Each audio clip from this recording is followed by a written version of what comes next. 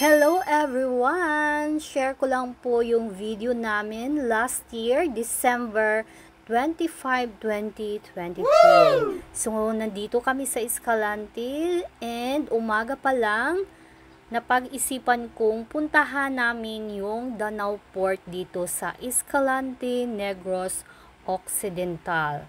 Kasi nga hindi ko pa talaga siya napuntahan. And then, this time, gusto ko talagang puntahan yung Danau Port. So, ito na, driving na kami papuntang Danau Port.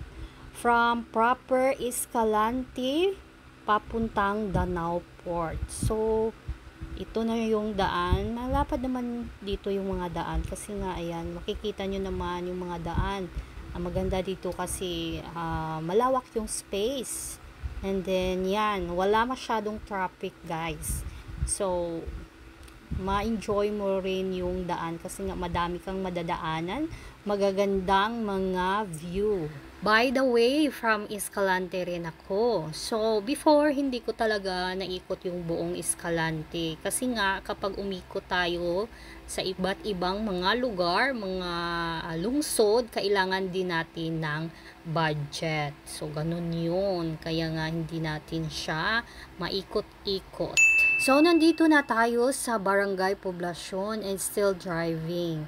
So, yung takbo namin, hindi naman siya mabilis kasi nga gusto ko rin yung medyo mahina lang kasi gusto ko din makita yung view bawat gilid.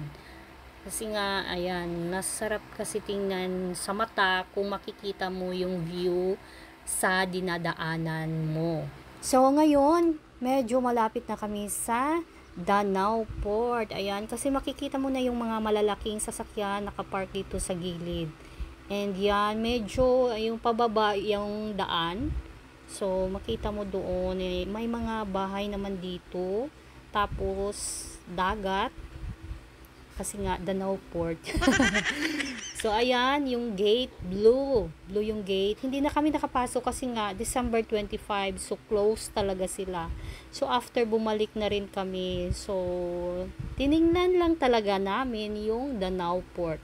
From Danau Port, pwede ka tumawid papuntang Cebu. So, yung iba, yung mga cargo na mga malalaking sasakyan, dito sila dadaan papuntang Cebu. Pabalik na kami and then ito paliko na ako. So, dadaanan natin yung shortcut way papuntang Washington yung isang daan and then yung isang daan naman is papuntang Bacolod City. Yung daan dito is mahaba and then straight pa lang siya. So, mamaya liliko tayo doon sa rerouting na daan. So, ipapakita ko sa inyo yung daan na bagong ginawa nila dito kasi nga para maiwasan yung traffic doon sa proper Escalante City. Meron tayong mga nadadaanan dito na beach resort kaso nga biyahe pa tayo ngayong araw.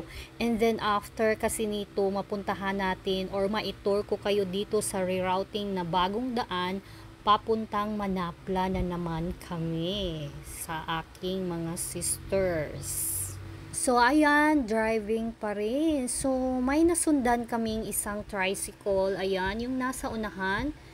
Kaso, wala siyang plate number. Medyo curious lang talaga ako. Kasi nga, walang plate number sa likuran. I don't know if merong plate number siya doon sa harapan. So, ito na, paliko na tayo sa bagong rerouting na daan. So, yung daan is straight, tapos lumiko tayo sa right side. So, ito na yung rerouting na daan. So, ayan, makita nyo naman, may mga katubuhan, bahay, kaunti lang, and then medyo malayo rin.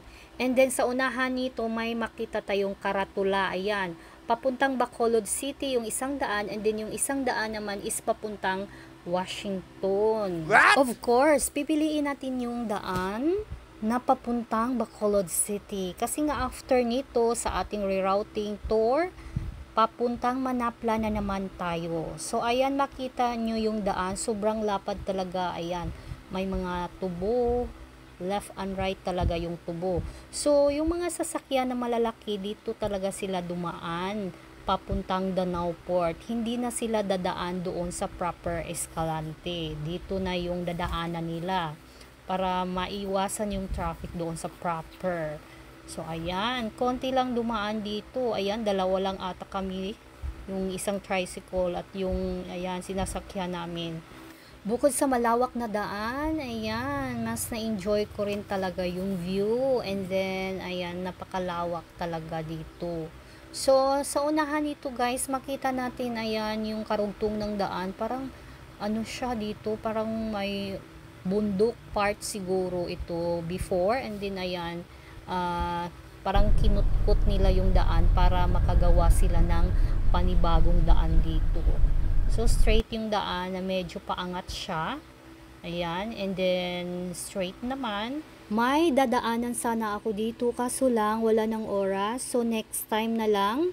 And then yan, makita mo yung mga malalaking sasakyan. Nakaparada na sila sa gilid ng daan. And then next dito is yung daan is medyo pababa na siya. So malapit na tayo sa Escalante Coliseum. Yung Escalante Coliseum is nasa gilid lang talaga siya ng malaking daan.